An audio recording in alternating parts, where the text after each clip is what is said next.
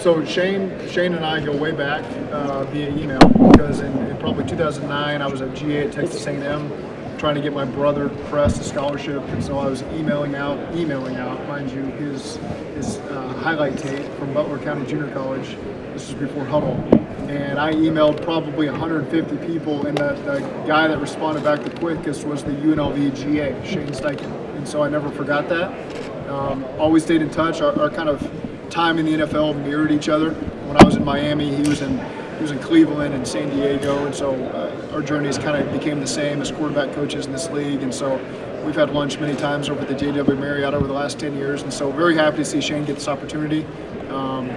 He did it when his rookie quarterback went down too, which is tough his first year, and had them right there in the playoff race. And so I think Shane's done a great job, and Indianapolis is in great hands with him. Hey, Zach, with Joe's wrist recovery, how often do you check in with him to see how he is and how is the wrist recovery going? Him, like all of the rehab guys, are in our facility. They're in our weight room. They're with our doctors and our trainers. And so one thing you learn is when you're around injured players, you don't want to ask them every day how you feel. That gets pretty old pretty fast. And so you give them their space. I know everything's progressing as expected.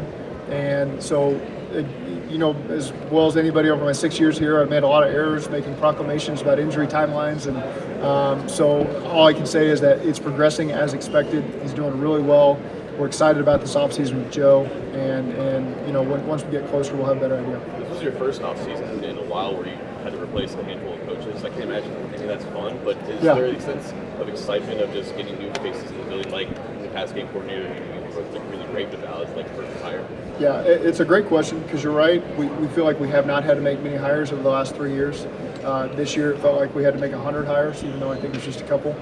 We certainly went through a lot of interviews, which is really good. You get to hear a lot of different ways to do things at different places. Got to talk to a lot of good candidates.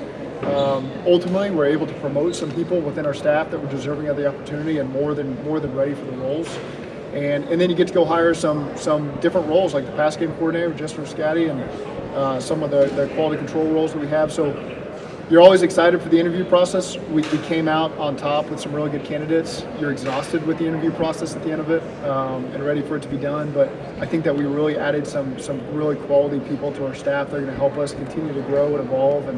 And then the guys that get new opportunities like Dan Pitcher and Brad Kirkthorpe and Jordan Kovacs, they're ready for those opportunities. I'm excited to see those guys go coach. When you go back to your early age, what are some things that, maybe single elements or aspects that enabled success early on? Early? I think his level of preparedness and how much he put into it early on and asked the right questions and didn't walk in like the number one pick and I deserve all this stuff. He earned everything that he got, and I think he earned the trust of the players early in install meetings, and then the plays that he made in training camp. It was a COVID training camp, but the opportunities he got in the field, I think, really opened people's eyes early on, and we knew we could put a lot on his plate. And first game he ever played, San Diego Chargers, took us down the field, and in my opinion, threw a touchdown pass that got called for an offensive pass interference, and then we missed the field goal. But ultimately, in my eyes, took us down and won us the game, his first ever NFL game, and I think that set the bar for the expectations going forward with him. Zach, how important is it to learn things about these athletes off the field in the interview process here over the 5 days or whatever, and project them to your style of player? Well, I think what's important to get face-to-face and hear them talk is you got their bios and you hear about their backgrounds, but to hear them tell their story sometimes answers questions, sometimes makes things a little bit clearer, what can make them tick. And again, you don't really ever want to ding the guys in these interviews. This is a bonus. They get a chance to put their best foot forward, and our scouts have done a great job researching their backgrounds. But I'm excited to watch these guys go compete on the field and do all that stuff, go to the pro days, and gather all of our information so that we can make the best picks for the Bengals. Zach, a few years ago, you had that decision to make, Jamar Chase, Penei Sewell. What was it that made you go towards Chase? You're weighing a top receiver versus a top lineman. Well, we knew we couldn't miss, right? We knew we weren't going to miss with those two prospects. They were both going to be home run guys. And I think it's worked out well with Penei in Detroit. It's worked out well with us, Jamar. At that time, we wanted to go score touchdowns. We wanted guys that would put points on the board for us and give concern to the defenses, and Jamar was that guy. It certainly helped that he and Joe had the seasons together they'd had. So that's something you're ever rarely going to replicate in a situation like we found. we already knew what Joe thought of Jamar and how he would fit with that style of receiver. So that, I think, made the decision a little bit easier for us. But we're fortunate how it played out for us, and I think Detroit's probably pretty happy with how it played out for them as well. Situation with T. Higgins, I know that just like you probably don't want to check in on injured players every day. I feel like you're probably frustrated being asked about this all the time, but now that we're kind of at this point, I'm curious, managing, on the franchise tag, I'm curious as a head coach how you kind of go into that situation, managing that. You just want to focus one day at a time with the games, but also the reality that this is a business and that part kind of it's a process you follow, and you hope that the relationships you built over 4 years with guys that we've done this before with carry you through this time, and we've got a great relationship with T. I think Troy Walters and Brad Crayforth have spent a ton of time with him over the years, myself included, and we think the world of T. And he's in this position because of the work that he's put in for us and the value he has for us, and we want to make sure we don't lose him. And so that's just the business part we're in right now, and we'll continue to work through that. But fortunately, I think that we've got a great relationship with T, and that'll carry us through the offseason.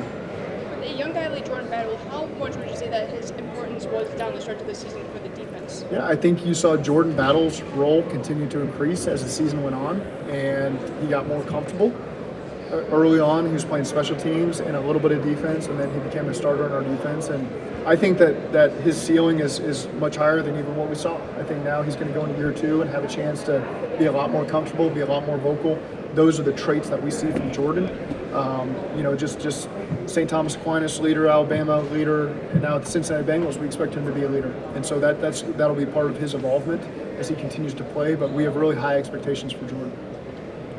Just curious, like going back to T for a second, wide receivers, how have you seen the market maybe shift over the last, 5 or 10 years to where it seems like even if there aren't top number 1 guy, whatever, there's a lot of really good guys who are capable of being that type of player. Maybe it's because of how much college teams are throwing the ball now. Maybe it's the shift in how those have been run. I can't really answer that question with great confidence.